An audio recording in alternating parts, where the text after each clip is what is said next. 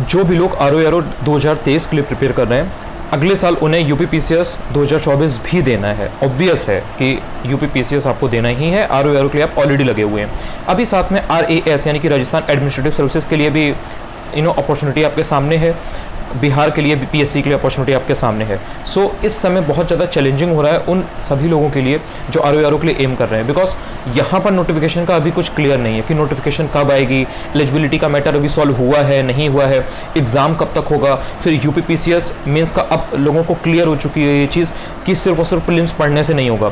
सो आपको पहले से चीज़ों को मेंस पर्सपेक्टिव से प्रिपेयर करना पड़ेगा, तैयार करना पड़ेगा। सो साथ में यहाँ RAS भी है, BPSC भी है। सो किस तरह से चीज़ों को मैनेज करें, किस पर फोकस करें, कहाँ टारगेट करें, कैसे सारी चीज़ें हों, बिकॉज कुछ भी क्लियर नहीं है, सारी चीज़ें अभी वेग हो रखी हैं। देखिए 2-3 चीज़ें हैं, ये पर्सन टू पर्सन डिपेंड करता है, इट्स अप टू यू। तो आपको देखना पड़ेगा कि what is good for you, आपकी स्ट्रेंथ क्या है, आपकी वीकनेस क्या है, ये आपको समझना पड़ेगा।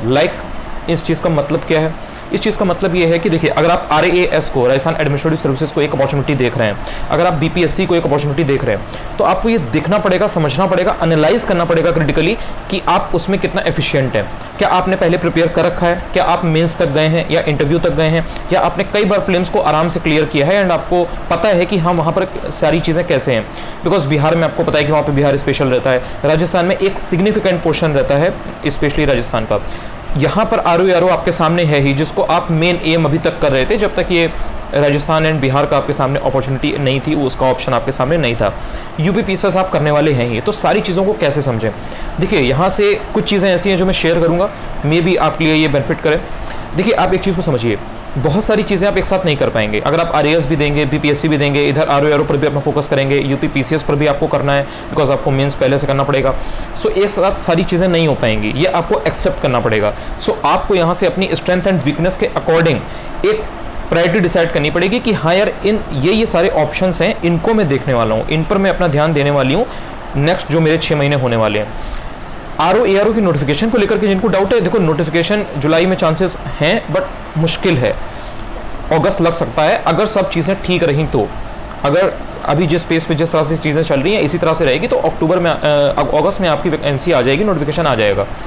नवंबर दिसंबर कभी भी एग्ज़ाम हो सकता है। किसी वजह से अगर लेट हो गया तो वो नहीं कहा जा सकता, उसमें फिर सारी जो कैलकुलेशन है, जो इक्वेशन है वो बिगड़ जाती है, फिर एग्जाम कब होगा, क्या होगा, बिकॉज आपके बाकी जो एग्जाम्स हैं वो लाइंड अप हैं ऑलरेडी। आपको पता है कि यूपीपीसीएस इस बार जल्दी होने वाला है, मार्च में मोस्ट एक्सपेक्टेड है, जनवरी में नोटिफिकेशन आ जाएगी आपकी मोस्ट प्रॉब्ली, देन फिर इलेक्शंस वगैरह भी हैं, सो सारी चीज़ें हैं।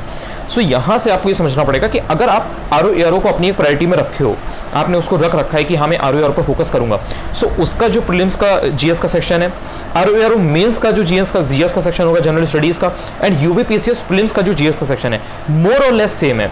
देयर आर फ्यू थिंग्स जो ROARO में डिफरेंट है, या कुछ सेक्शन ऐसे हैं जिन पर ज़्यादा फोकस किया जाता है, या थोड़ा सा तरीका दूसरा है। लाइक कुछ ज़्यादा आपको रैंडम क्वेश्चंस देखने को मिलेंगे, फैक्चुअल क्वेश्चंस देखने को मिलेंगे।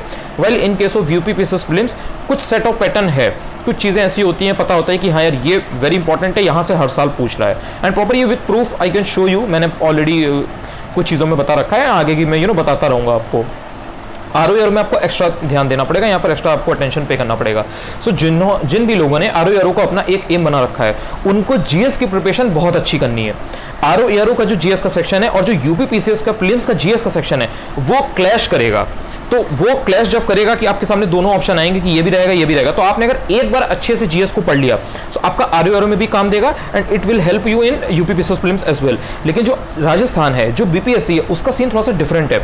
सो अगर आपका एक्यूमेंट है उसमें, अगर आप ये चीज़ एनालाइज कर पा रहे हो कि नहीं है मेरा स्किल है इसमें, मैंने पढ़ रखा है, मुझे चीज़ें आती हैं बिहार के अंदर या राजस्थान के एग्जाम के अंदर, सो वहाँ पर अपना ध्यान दो, कोई प्रॉब्लम नहीं है। बट अगर आप ROARO को एम कर रहे हो, यहाँ पर आपकी ये प्रायोरिटी में है, तो आप इसको लाइटली नहीं ले सकते, कैजुअली नहीं ले सकते, इनफॉर्मल नहीं हो सकते बहुत ज़्यादा प्रोसेस के साथ। आपको ROARO पर लगातार अपना ध्यान रखना है। अब बहुत सारे लोग ऐसे भी हैं जो ROARO एंड यूपीपीसीएस को लेकर चल रहे हैं, उनके लिए भी एक चैलेंज है कि यार यूपीपीसीएस मेंस का नहीं हो पा रहा है, ROARO का तो ठीक है चलो कर रहे हैं, कुछ चीज़ें हिंदी की प्रिपेयर कर रहे हैं, प्रीलिम्स की भी कर रहे हैं, बट मेंस का यूपीपीसीएस का नहीं हो पा रहा है। देखिए आपका टाइम मैनेजमेंट आप पे डिपेंड करता है, बिकॉज कोई इंसान वर्किंग है, कोई इंसान घर पर है, कोई इंसान के सामने किसी इंसान के सामने कुछ और चैलेंजेस हैं, तो it's up to you, completely up to you. आपको अपने हिसाब से देखना पड़ेगा कि आप कितना टाइम निकाल पाते हो। फिर भी मेंस को एटलीस्ट 2 से 3 घंटे देना बेयर मिनिमम है। इतना अगर आप नहीं करेंगे तो आपका जो आगे के 6 महीने हैं जो आपके सामने हैं, अभी से लेकर के 15 जुलाई से लेकर के 31 दिसंबर तक, उसमें फिर आपका सिलेबस कंप्लीट नहीं होगा जिस तरह से होना चाहिए, जिस तरह से कॉन्सेप्ट्स क्लैरिटी होनी चाहिए, चीज़ों के रिगार्डिंग आपका एक ओपिनियन होना चाहिए, आपका एक पर्सपेक्टिव डेवलप होना चाहिए, वो आपका नहीं होगा। सो आपको 6 महीना एटलीस्ट पढ़ना पड़ेगा मेंस के लिए, यूपीपीसीएस के लिए, अगर आपको 2024 में ऑब्वियसली कुछ करना है। अगर आप जीनियस है, लाइक आपको लगता है कि नहीं मैं 2 ही महीने में मेंस कर लेता हूँ कोई कोचिंग का बैच लेके या पेड कोर्स लेके, तो इट्स अप टू यू, वो आप बेटर वे में जान पाएंगे। बट आपको 6 महीने यूपीपीसीएस मेंस को देना पड़ेगा, 2 से 3 घंटे डेली दीजिए। आरओ के लिए 2 से 3 घंटे। अगर आपका प्रीलिम्स आपको लगता है कि डाइसी है, लाइक आपका हाथ तंग है, आपको अभी हैक समझ में नहीं आया है, आपको चीज़ें समझ में नहीं आ रही हैं कि किस तरह से प्रीलिम्स को क्लियर करना है आरओ का या यूपीपीसीएस प्रीलिम्स का, तो उसके लिए आपको एक्स्ट्रा 2-3 घंटे 4 घंटे देने पड़ेंगे। इसमें कोई दो राय नहीं है, कोई डाउट नहीं होना चाहिए।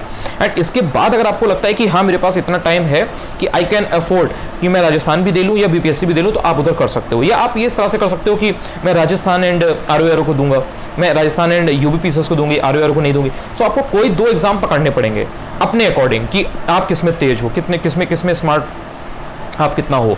आरओ राजस्थान और यूपीपीसीएस अगर आपको तीनों करने हैं तो आपको ऑब्वियस सी बात है मेहनत ज़्यादा करनी पड़ेगी, बिकॉज राजस्थान आपको देना ही देना है। बहुत सारे लोग ऐसे हैं जो फेमिलियर हैं, पहले उन्होंने चीज़ें कर रखी हैं, तो राजस्थान तो उनको करना ही करना है वहाँ पे। अब राजस्थान भी आप कर रहे हैं, आरओ के लिए आप पहले से एम थे, आपने बना रखा था, आप उसके लिए टारगेटेड थे।